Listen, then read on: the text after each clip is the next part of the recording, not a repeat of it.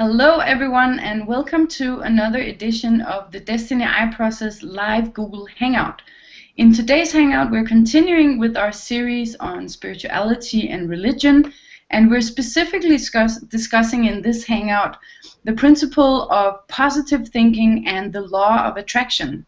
And we have with us today an expert, a personal expert in the field. She has walked with positive thinking and with the law of attraction for many years. So she has a lot of experience to share, and so I will simply introduce her. And as always, you're welcome to ask questions. You can press the button on the left corner of the video that says "Be part of the conversation," and you're welcome to ask questions, and we will give perspectives as we go. So welcome to Eleonora. You are in Italy. Yes, I am. Hi, Anna. And Eleonora we're experiencing some difficulties with Eleonora's camera. So she is in the darkness, which is quite interesting considering the topic of today's Hangout. But we can hear her just fine, so it shouldn't be a problem to have the discussion. So, Eleonora, let me start by asking you, from your perspective, why is it that we as human beings are so attracted to positive thinking? In my opinion, Anna, is because we are starting from a negative polarity. Our experience on this planet is mainly negative. I cannot vouch for those who are born very rich with a lot of money if their experience is mainly positive. But for the majority of the people, life is a struggle. It is a practical struggle, and it is a mental struggle because we are not equipped with tools to understand what goes on inside of us. So we live of suppression, denial, many things that accumulate into a negative experience. So when we meet a philosophy that encourages us to embrace positivity as a way of life, we perceive an immediate upliftment. There is a perception that we have been lifted out of something that was worse than what we experience when we focus on the positive. What we don't realize is that we are just shifting polarity within the same cage, if you want. So we are moving from one end of the cage to the other end of the cage, and it is a huge effort and an enormous amount of energy that we have to put into keeping this focus, because positivity is not our natural state of being. So it is time-consuming, energy-consuming, and ultimately it is not a solution. This was my experience. And so can you share a little bit about how you have walked with positive thinking, how you practiced it in your life?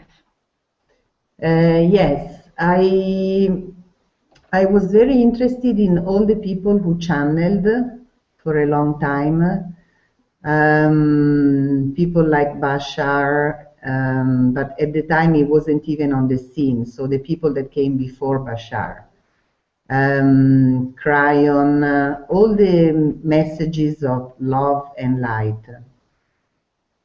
As I said, I guess that this was the search for answers of the reason why we are here on this planet, because life doesn't make much sense if you fit into what the system tells you to do. So you go to school, you get a job, you get married, you get kids, and then one day you wake up and you go, okay, that's it. I mean, so what is the purpose of life? And all these messages were about planet Earth being like a training ground where we are learning lessons, but the ultimate positive message for me was the message of Abraham Hicks, because their message was that you actually can attract to yourself anything you want. Now, they say that they were the first one to introduce the idea of the law of attraction. Maybe we can say so in the sense of mainstream, that the concept of the law of attraction has been practiced for centuries. It was practiced through magic. So magic was the way that people were making sure to get the positive side out of this experience and leave the negative side for someone else to live out. At the time, I wasn't, maybe not just concerned, but I wasn't even aware of the fact that in a finite system, if a lot of people start to attract to themselves the positive, the negative must increase as well, because the positive and the negative exist in balance. So you could say that this is actually the ultimate act of selfishness. When you apply the law of attraction, nobody is using the law of attraction for what would work for all. So when you embrace the law of attraction, you're actually aware that some people are suffering. You're actually aware that some people are lacking. But what you become concerned and what you create justification for is your right to have it all. Obviously, this philosophy must go with the sound justification about why some people are suffering. So if you look into all those teachers of positive thinking, Wayne Dyer, all these people, they will tell you that everybody made the choice to experience a certain life. Yeah. This, you see, you really have to stretch yourself to believe this, because some lives, actually at the moment on this planet, are horrific. So I don't know who can really believe that somebody wants to experience being born in a satanic family with ritual rape and torture just because they want to have the fun of it. So you can see that there is a deliberate hiding your head in the sand at one point to justify why the system is the way it is and why it is okay. Because if you don't justify this point, you cannot have what you want. Yeah, that's the point. I remember I did exactly the same as what you're saying here, you know, from that point of seeing the negativity, seeing the suffering, not understanding the suffering, not understanding what to do about it or how to approach it, as well as what you were saying, the mundane life that I could see before me. And then when walking into positive thinking and that whole spiritual scenario, what I did was that I made sense of it in my mind by saying that are the great masters of the universe. These are the highest, oldest souls, and they are taking on this kind of life because that's how experienced they are, that's how strong they are. And I wanted to be like them. I admired them. You know, of course they didn't exist, that was all in my mind. And then by explaining that to myself, I Africa neatly placed within my mind in an acceptance. So then it's okay. It's not even okay. It's actually part of the plan. It's good. You know, everything happens for a reason. And so I see what you're saying in that that is what positive thinking and that whole philosophy within it or behind it, that is what it gives us. It gives us making sense of the world in a way that we want to. Yeah. It doesn't make sense of the world in reality, but it gives us a meaning that we can be satisfied with, and then it's okay, I just focus on myself and my own happiness because they're doing their thing. It's fine. It's all love. Yeah. For example, I remember Wayne Dyer once saying that if you see a beggar, he may have reincarnated as a beggar just for you to have a chance to develop compassion. Yeah. You see, so I can see how you could see that those people are the greatest, you see. So we give them the title of the greatest in another dimension, so that we can excuse why they have crappy lives in this physical dimension. And we make it their choice. So this is, if you want, the danger of the philosophy of positive thinking and law of attraction. It is that you tend to justify everything that happens until it works for you. How about if we look at more mainstream or more, you could say, practical ways that people use positive thinking, where it may be not as spiritual, but it's more in the sense of in your daily life, you try to stay positive and have a positive outlook on life. What is your perspective on this type of positive thinking? Well, I think that positive thinking is actually very used in society, because you see, what they do is the system is set up in a way to blow up inside of you the experience of fear. There is a lot of fear mongering going on. If you turn on the news, there's never one good news on the news. There's only bad news, crimes and things that women should be fearful about, and rape and killings and wars. So on one hand, the system pushes your negative experience, and on the other hand, it will pacify it with things like hope. For example, I find that many political parties, especially in the last 20 years, because hope before was like a monopoly of the Catholic Church.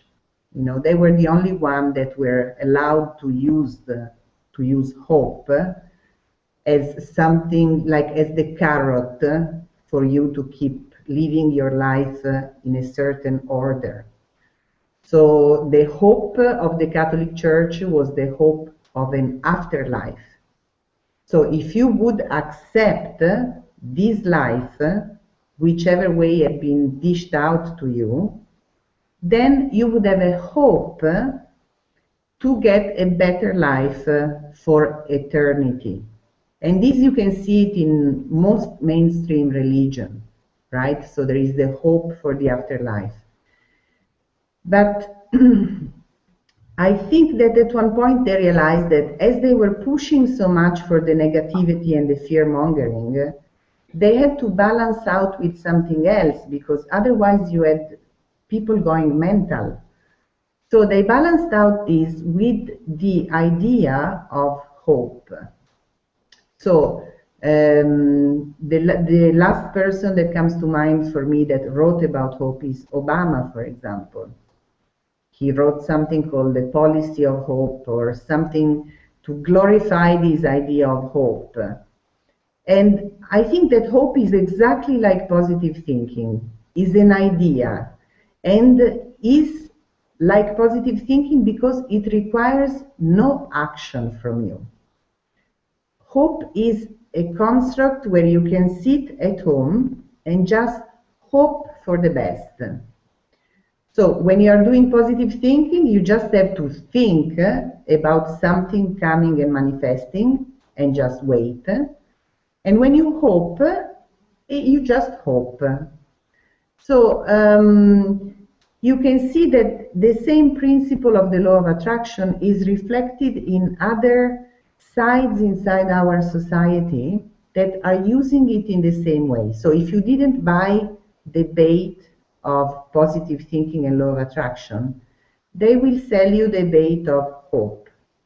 And if you don't buy that, there is religion for you with the afterlife. Or sex, or partying. Or sex, or partying, or Hollywood, or shopping. There's always something that you can go for to get a more positive experience compared to the experience you are really living inside yourself. So how do you see positive thinking in relation to consumerism? Is it something that is being played on? I think that it is absolutely played on, because if you watch the evolution of advertisement, you will see how the images have changed and the words associated with advertisement have changed. I don't remember 40 or 50 years ago using words like love inside advertisement. But now, Or freedom. or joy, to be truly joyful, you need this car, or to be fulfilled, you need this special cream for your eye bags, all the things, all the problems that first they create in your head. So now you have a problem in your head, but they give you the solution on the other hand. It's like the hope that if you put this cream, you're gonna feel good again about yourself. And it extends onto every product that you can imagine, from sanitary pads that give you the freedom of movement, to, I don't know, to the chocolate that fills you with love. So it is absolutely exploited. But we don't realize it because we spend our lives trying to escape the negative experience of ourselves. And we are willing to go whichever way comes first. If it is religion, we go with that. If at one point we cannot make sense of religion anymore, they have spirituality. Spirituality doesn't make sense anymore, there is something to buy, and so it goes on and on and on. And the search is infinite because this experience can only be solved inside and not outside. So I see much connection between positive thinking and consumerism. So for anyone who is walking their process, or who is walking their life, and who is, for example, using positive visualization or affirmations, do you have any suggestions for how they can approach it in a different way? How can they transform it into a practical form of self-support, where it isn't like a veil that they're covering their eyes with, or a way of escaping?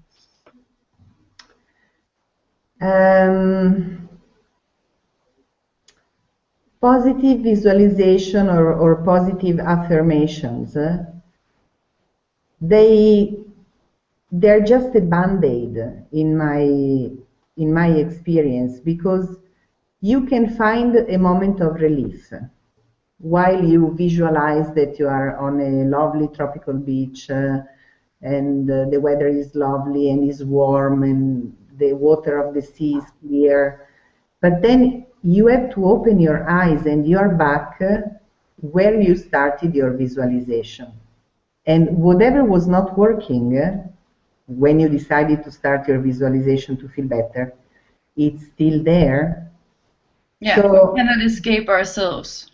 No, you cannot escape. So maybe one thing would be to realize that there isn't enough positive affirmation or positive visualization that people can spend their time with that will truly change them.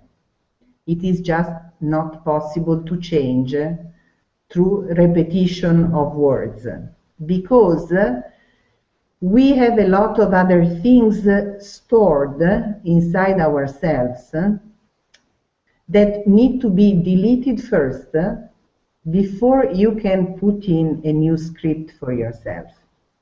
So the idea that you can skip this step of emptying the hard disk first to put in a new script is delusional. It is just like adding a veil to what is there that is actually moving you, impulsing you, triggering you. Those things don't go away because you put on top of them positive words. And then also, as you were saying, because the positive and the negative is connected, it is completely interconnected. So you cannot even, because that would then be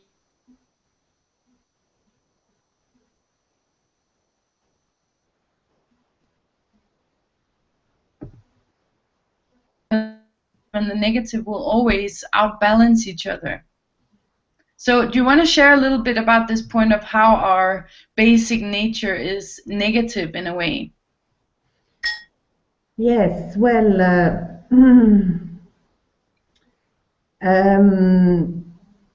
I think, as I said, Anna, that we are born in a world where we are not supported as children to grow into balanced adults.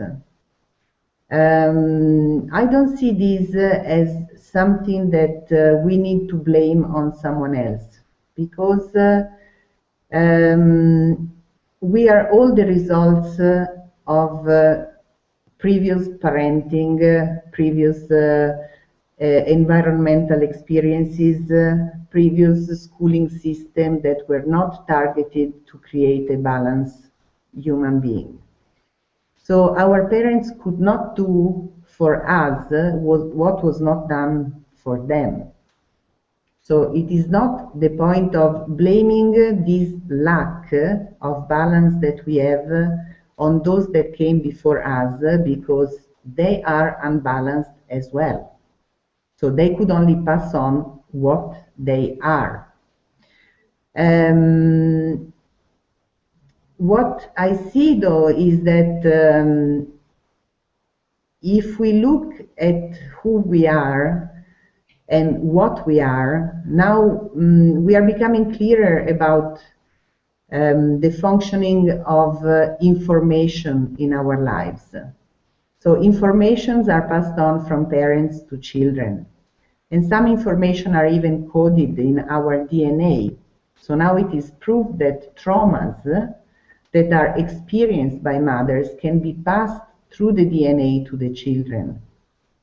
So if you look at the history of humanity, we cannot expect us who are at the end, at the receiving end of all this information outflow, to have a positive experience on this planet, because humanity lives throughout history have been quite negative as experiences.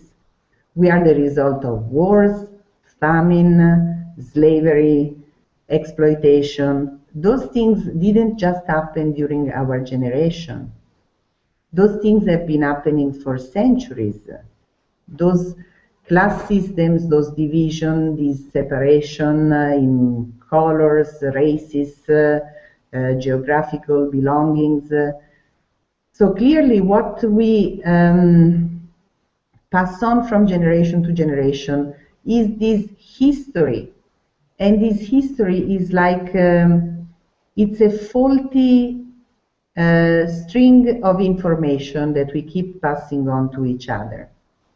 So we cannot have a positive experience from the kind of information that we carry inside. It is just impossible. So what we need to do is we need to realize that to change this world, we need to re-inform ourselves. So we need to re-inform ourselves means to place all the informations of this world in proper context, to realize that part of the problem is our separation with everything, and so work to correct this sense of separation, work to bring all the characters that we see outside back home. For example, I remember that at the beginning when I joined Desteni, I joined because I was coming down from law of attraction, positive thinking, like I fell from grace into conspiracy theories, and from conspiracy theories into Satanism and ritual abuse. And then I was like, oh, whoa, whoa, whoa, what's going on here? And when I found Desteni, I remember that I jumped into it out of a momentos of tremendous fear.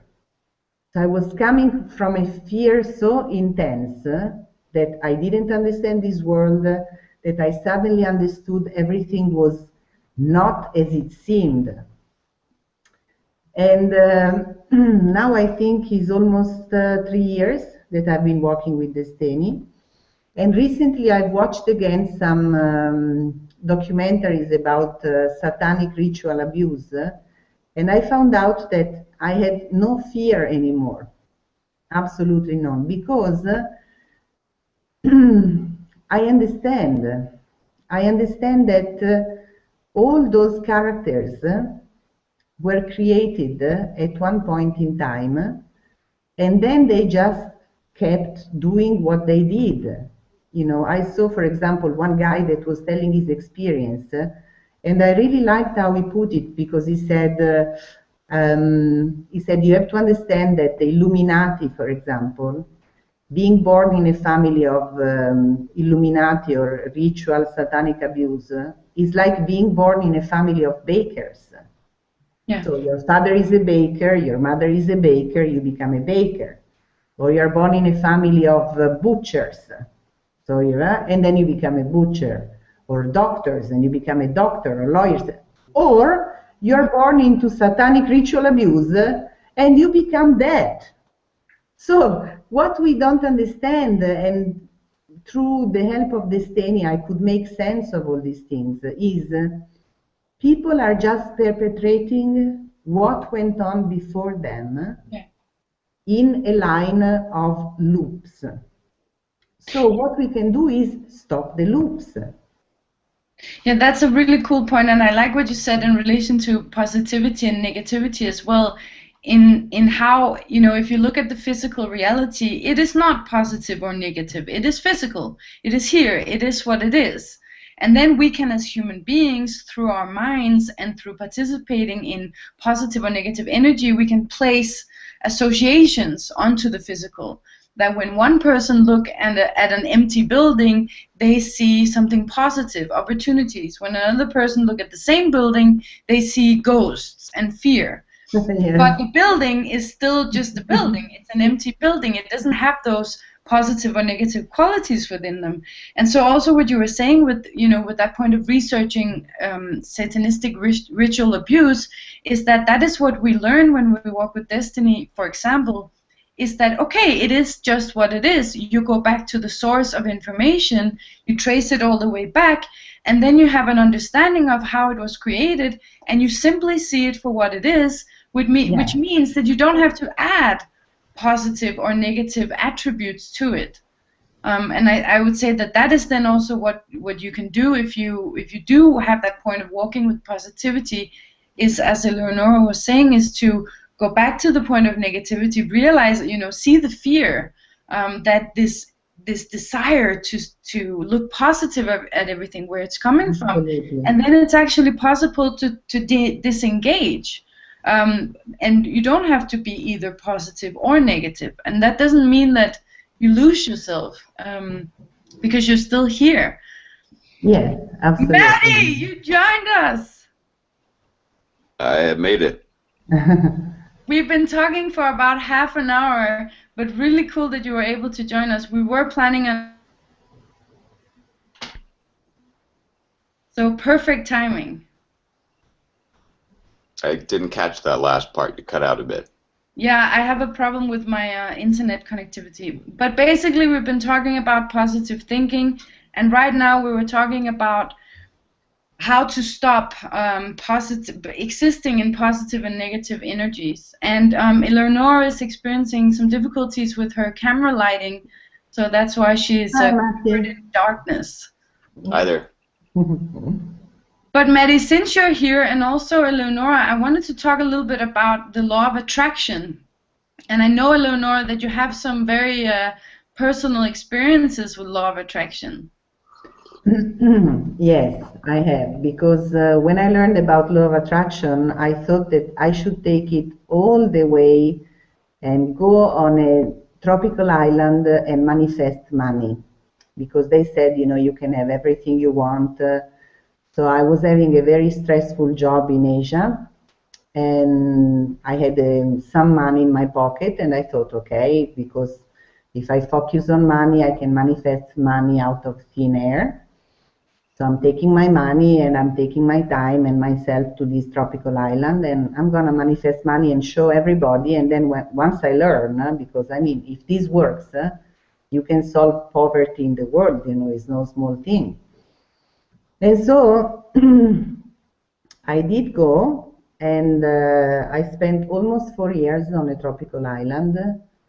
Meanwhile, I went to study things like energetic healings, really absolutely useless stuff. I spent all my money. The money didn't come out of thin air. No matter how much I thought about it and wrote a positive journal or the map of my desires and all these things that they tell you to do, you know, there are like 21 processes that you can do, like the table math where you write all your things and how you see them happening. And by the end of 4 years, I had to admit to myself that the law of attraction was not working at all. And I had to come back to reality. Meanwhile, I had met Desteni. So that was a whole other ball game. And it was quite a fall from positive thinking and law of attraction into all the other news that I came to learn from Desteni.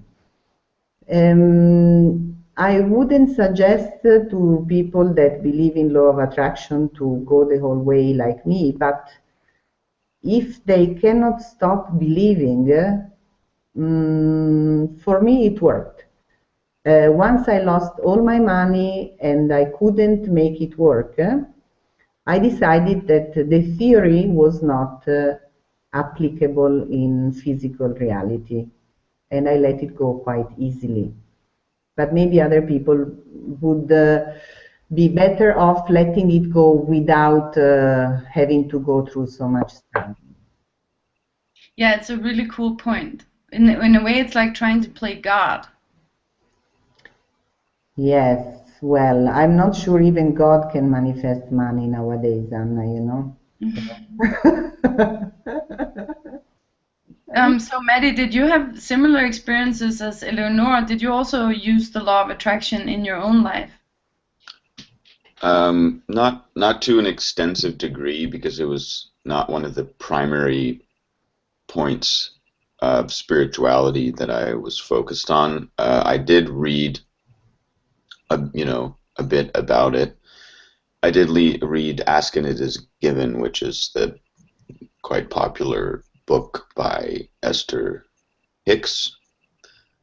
But for me, I was younger. I was in my I was like 20, and I wasn't living on my own. I didn't have to pay rent. I didn't have to pay bills. I had a job, but I didn't work full time because I didn't have a lot of, I could basically use my money for what I want. So I kind of, from a certain perspective, already had that point of kind of being able to do what I want. And I didn't have at that stage of my life a real practical understanding of what living in this world entails in the system,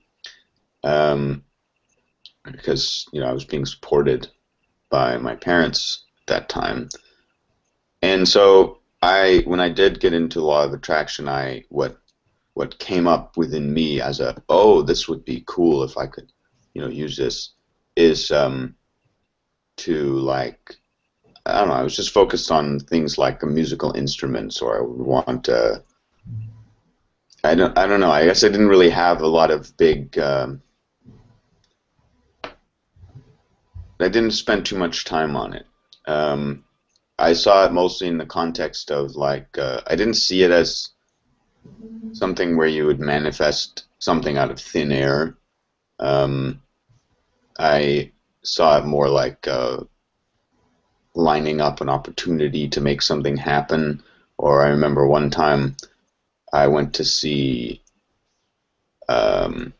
this speaker at a University of Washington who was giving a talk to quite a large audience about the brain and meditation and stuff like that, and creativity. And I remember using, focusing on, like, I want to get in the main audience room, because there was a main audience room, and then there was two other rooms where they had the speaker being put in on a video for the like overflow rooms, because if there wasn't enough room in the main room. And I remember focusing on this, applying what I read in the book, like, I'm going to get in that room, I'm going to get in the room, it is already done, I'm going to get in that room. And then I did manage to get in the main audience room, right? And the point is that when you're focusing on, I'm manifesting this, the law of this is coming from source, it is already done, this is what I wanted, and I focused on it, and you're supposed to make yourself feel like it had already happened, because that's the whole point, is if you're in alignment with the thing that you want and feeling like you already have it, that's the basic principle that you're told, that's how you'll get it then. You don't want to think, well, I would like to get it, or what if I don't get it, stuff like that, because then you might create that. So then when it happens, oh, I got in the room, it's like, oh, wow, it really worked, right? And it's this positive experience, and it just fuels your desire to want to apply that more.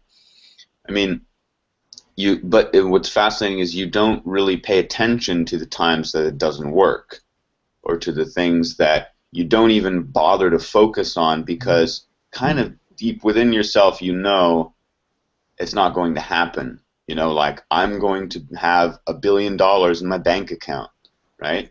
I mean, even with my limited practical knowledge at that stage, where would it come from? I knew, so I didn't even bother. It was a point of entertainment, really. And then, I mean, later when I started studying the Destiny material and reading, and started learning more, realizing that, wow, I know nothing about the system I live in, that I'm dependent on, economic system, the food that I'm eating, the housing, electricity, water, all of the jobs, how all of this stuff works. I don't understand anything about it, and yet here I am telling myself that through feeling good and having these positive experiences, I'm manifesting a new world, even at a physical level, but I don't even understand how anything works. So for me, then when I started to understand and study how the physical actual system in this world is put together, and that it's all physical people that make everything happen, then I started to see that in terms of stuff like the law of attraction, it's about relationships. I mean, if you're getting money or a job or an opportunity or this or that, it's through the movement of relationships. It's through the movement of physical things in this world. It's not popping there into your world out of thin air, right? It's relationships, which is why, like with Eleonora, if you go live on a desert island or in the middle of the Gobi Desert, it doesn't matter how long you spend trying to manifest something, nothing will come to you, because that physical relationship structure through which things actually come to you in this world, physical things like food or a house or a job opportunity or a relationship or whatever, or a physical dollar bill, it's not coming from energy, it's coming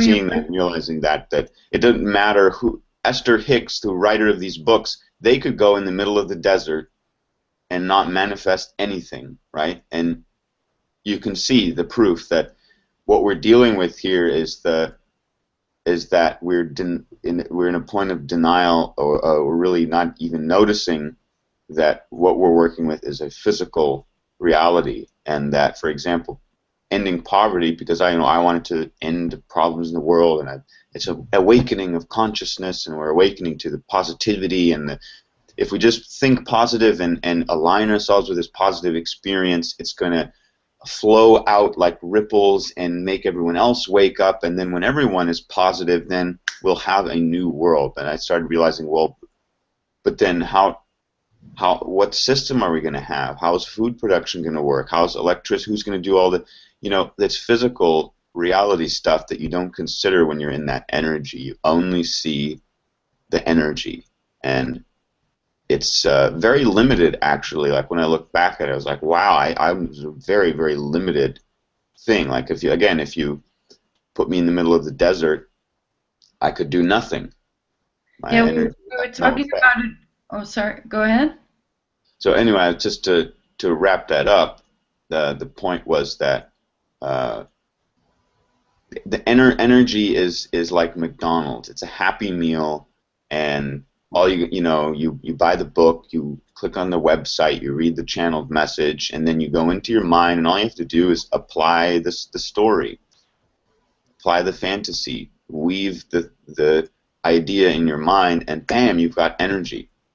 And then, of course, you fuel that when you look at something that happens in physical reality, and you define it according to whatever story makes you feel the most excited, right? But you're not looking at the full picture of what's actually going on and how that was possible. So again, this desert island thing, this tropical island thing is a perfect example, because anyone who's believing that, and who's had frustration, because I know everyone who applies the law of attraction, and really any point of that spirituality, there are points where within yourself you're like, well, why didn't that happen the way I wanted it? Or why am I not quite able to experience this the way I'm reading about someone else experiencing? Why am I not quite able to manifest this like that? You have these little moments within yourself, but where you're questioning what you're doing, but you ignore them because it's easy, right, to just go to the next point of energy, the next point of stimulation, and forget about it. So it's really like a point where you have to be self-honest, and that's all that Desteni assisted me to do, was to be self-honest with myself, to look at, well, what am I actually doing? Like, who am I? Am I, and I saw I'm just fucking with myself, I'm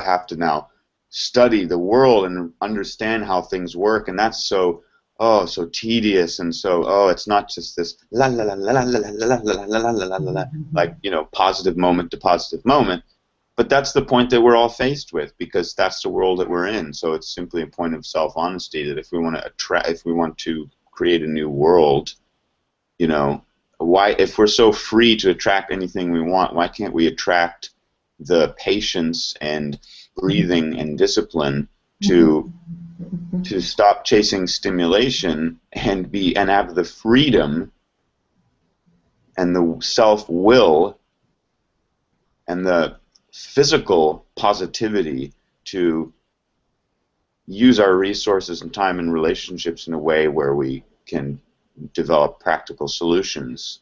And that's all. I mean, at Desteni, that's all it is if you find within yourself, if I find within myself I have resistance to do that, and I don't want to do it, and I don't want to give up my energy, even though I see all I'm going to do for the rest of my life is just chase this positive experiences in my mind, and I really have no practical effect in this world, then, I mean, why don't I just forgive myself for holding on to it and let go of it? It's a simple point. Matti, can I stop you for a moment, because we have a question? Sure. And then we can continue. It's actually quite interesting, so let's see what perspective you guys have. It is a question from a channel called The Truth of My Life, and they're asking, hi guys, I grew up from the age of 14 in a positive thinking cult, which was ran by Tony Quinn, an Irish guru who was also a cousin of mine. So I have lost so many friends and family to this cult. Is there anything I can do now to help those that still believe and are trapped in this hidden cult? Okay, I can answer that.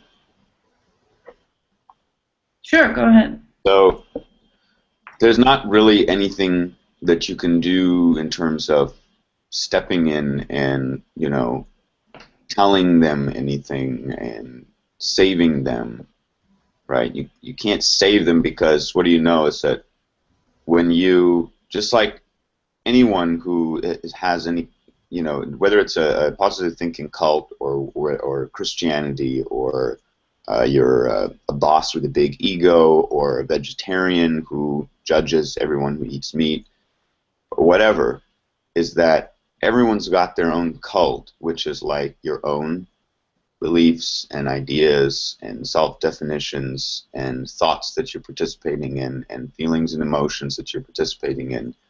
And it's like when you are participating in that and believing that that's who you are, you know, what will you do is it's energy, right? But what do you know from your own experience and from seeing how people interact with each other in this world is that when someone comes along or something comes along that upsets the balance of what needs to be in place in order for you to feel like your self-definitions and self-beliefs are validated, when that gets upset, that validation, you react. You get angry, you get offended, you get whatever, and this is why people get mad at each other, and they get into conflicts, and they get into arguments and debates, and, you know, it never really comes to a practical point of solution, because one is trying to convince the other, and the other is trying to defend themselves, right? But no one's really looking at the actual information. It's a point where you're defending your energy and trying to survive this idea that is this energy. So in terms of positive thinking cult, it's very also a difficult thing, because within the positive thing, it's like there's this fear more than maybe the average person who's not into the, you know, spirituality and positivity thing. There's like this immense resistance to facing reality without that experience, without that positive. It's like you're not going to want to give it up. So all you can really do, you know, and the reason why people get out of those things is because certain things happen, like maybe with you, where you question the thing for yourself, and your questioning, your willingness, your like readiness to question that energy leads to discovering something, maybe an insight or the answer, because you are willing to hear. But if you are not at this point where you're questioning and you're in total acceptance of that energy point, then you're not going to necessarily hear a perspective, especially if you come in and you're telling them, I need to tell you that what you're participating in is, you know, it's not real, and it's this and it's this and it's that, right?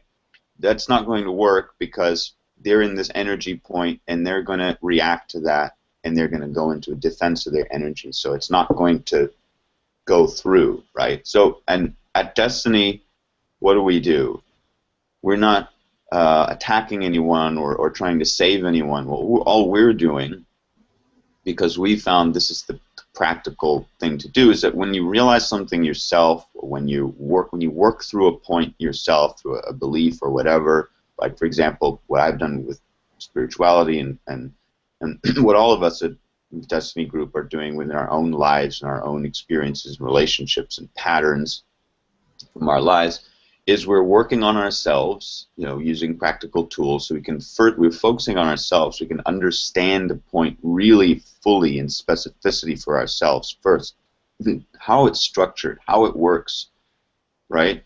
What's all the points that I'm participating in my mind, within myself, and then what we're doing is, as we're realizing and seeing how this works, we're sharing it in terms of writing a blog or making a video and saying, this is something that I used to do, or this is something that I experienced, and this is what I realized through my application, right? We're not saying, you can't do that, or you shouldn't do that because blah, blah, blah. We're not just using knowledge and information, or telling someone knowledge and information, but it's a direct sharing of something that I realized in my own life. So I'm sharing it as me. I'm not telling you something And then really the point is you have to let go of, you know, wanting someone to hear or change, because that's a point where, you know, you're not really being honest with yourself, right? You're doing it as a point of because if they listened, then that would make me feel satisfied, or that would make me feel good, or I'm afraid if they don't listen that I'm going to, you know, you'll experience some kind of emotion if these people you know are trapped in this cult and they're not hearing you. So there's still points there that you need to sort out for yourself and take self-responsibility. So it's about you, it's not about them. And that's what we do at Desteni, is we first sort out our own starting point, and then we just share.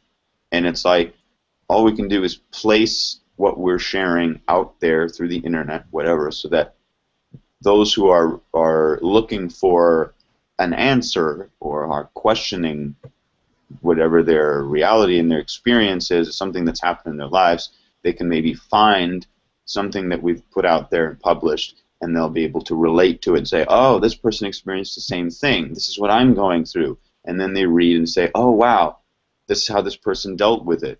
That makes sense. You know, I'll try applying the same thing. So that's kind of how it has to be, you know, because you can't save anyone and force them to give up this energy that they're invested in. And you know, we all know that by simply looking at the nature of relationships in this world. We don't give up the energy that we've invested ourselves in so easily, especially not if someone's coming at it and telling us what we're doing is not real, or is not this, or not that. It has to be something that they're ready to hear because they're questioning. I wanted to ask Eleonora, do you have any perspective for this person whose family is trapped in a positive thinking cult? I would basically agree with Matti, because I was married to a very scientifical man when I was very much into crystal healing and law of attraction. And I used to drive him completely insane, because every time he challenged one of my beliefs, I would say things like, oh, you will see it when you believe it. And he used to really think that I was a mental case, which I actually was. So there is absolutely no point in trying to push or move someone out of a belief system.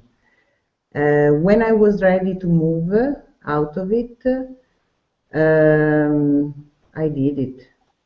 You know, I questioned the system because of things that practically happened to me that made me realize this system is not foolproof. It's not 100% reliable. So it is not a good system, because a good system is 100% reliable. So the small things, as Matti said, you can excuse, you know, like you focus on a parking spot, you don't get it, you can tell yourself that maybe, I don't know, the universe was preparing for you something else that was more important, was bigger. But when you go all the way out to manifest money so that you can prove, you know, because of course, if you have network, if you have a job, then you're not manifesting money, you're earning it. So you really have to go on an island and cut your connection and see, okay, if I focus on money and I buy the lottery ticket, because something you have to do, because you don't even buy the lottery ticket, then you are asking angels to go to your bank and deposit the money in your bank account. That is really insane, right? But maybe you buy the lottery ticket, you think, okay, I'm going to win the money, or I'm going to be offered a special jobs or a special position or something. And when nothing of these things comes, you are forced to review this belief system as something that is not reliable. So I would suggest that she waits for them to start to crack. A belief system is always subject to cracking by itself. If when that happens, they take the opportunity, they may be the one reaching out to her and asking her, because if she came from a cult and she could distance herself, she will possibly be the first one where they will go when they will look for how to take a distance from the cult themselves.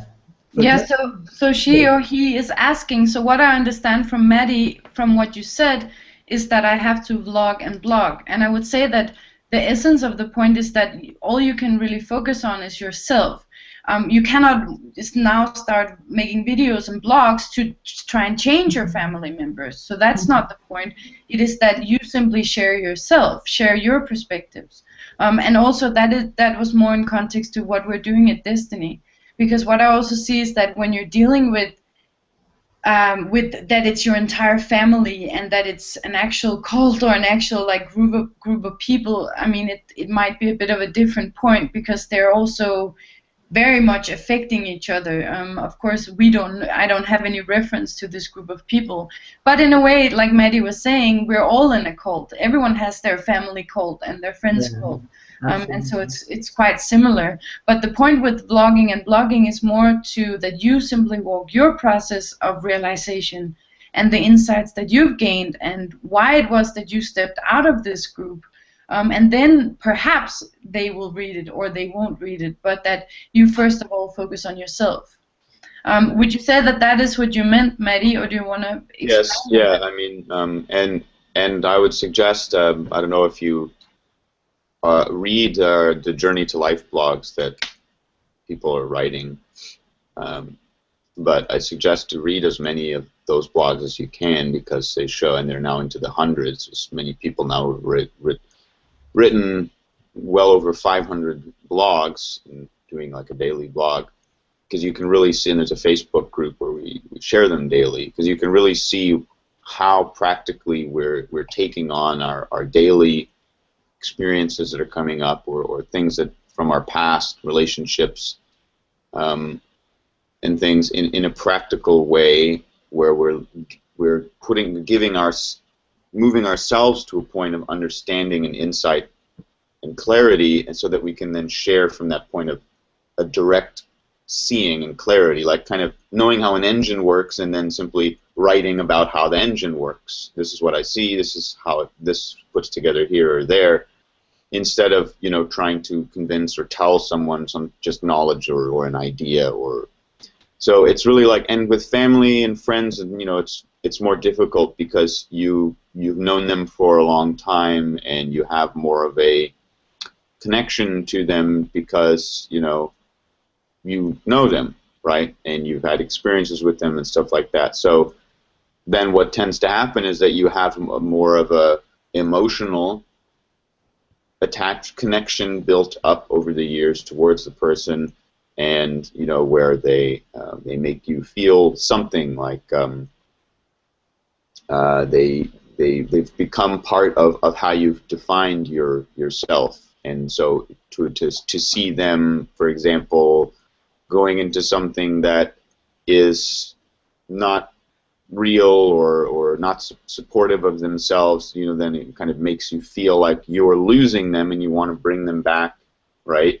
So with family, you kind of have to really firstly investigate your own relationship to your friends and family, and because that's the people that we tend to want to like go into this point of wanting to save them, so that we can have our friends and family and they can be doing what we're doing, right? I want us all to be doing the same thing and be able to share in the same words and perspectives, you know, that kind of thing, where you really kind of have to let go of that and firstly just look at yourself. And it's kind of like wanting to create a new cult, maybe, or a new religion. But yeah, instead of, yeah. He or she is saying yes, and I do listen as much as I can. I'm sorry, I don't know if you're a guy or girl. I believe I'm friends with you all on Facebook. It was Bernard's vlogs that supported me when I was walking away from Tony Quinn's. Good for you. Cool. Glad so to I mean, that's all I would say. Is just Facebook. You know, as read as many blogs as you can, and you know, start applying the tools for yourself, and take on some of these points. And you can also go on the forum and ask these questions and get some free Desteni I Process Lite course, where you basically learn how to use writing, how to start blogging in a self-supportive way. So guys, we have reached the end of our time here. Eleonora, do you have any last words about positive thinking and the law of attraction for anyone out there who is still walking that point and would like some support of, you know, how to start transforming it? And sorry, just to step in, I have to leave you guys, so I'm going to hang up. So thanks for the hangout. And sorry I was late, and I'll see you guys again next week. Sure. Thanks for being here. Bye. Bye, Matti. Bye. I think, Anna, that for people that are still walking the point of positive thinking, maybe to support themselves to see how the swinging between positive experience and negative experience has not ended. And maybe it has become more accentuated, because all the focus that you have to put on the positive, every time the swing goes, you swing back quite dramatically. Yeah. So if they can see in themselves and realize that they have not reached stability through positive thinking, which was the original purpose, because this is what we are seeking from the start. We are seeking to become stable and harmonious, yeah. And maybe to consider other options, maybe to try and consider starting to write. Even if they don't have the structure to write yet, they can just write out what they are going through, yeah, to offload some of these on paper and not carry it inside, and start to see that this will give them much more stable relief than swinging on the positive thinking, negative experience polarity. This would very be cool. And like we were saying, or like I was saying when Many had to step out, that we actually do have a free online course at Desteni where you specifically learn how to write and also how to understand more about positive and negative energies and how you can actually step out of these energies and enrich your life and empower yourself. So we will place the links as well as to the 7 Journey to Life Facebook group in the description below the video. And in from next week's Hangout, we're starting a new series where we're going to go through everything that we're presenting at Desteni and within the Desteni I Process courses. You may have heard us talking about self-forgiveness, self-honesty, breathing. We're going to go deeper into what this means and how you can apply it for yourself practically in your life to assist and support yourself to actually, as Eleonora was talking about, become stable, become a peaceful human being who can coexist and interact with other people in an effective way. So definitely don't miss that. We'll be back next Thursday. Eleonora, thank you so much for being here in all your darkness. It worked well. Thank you, Anna. See you next time. Bye. Okay, bye-bye.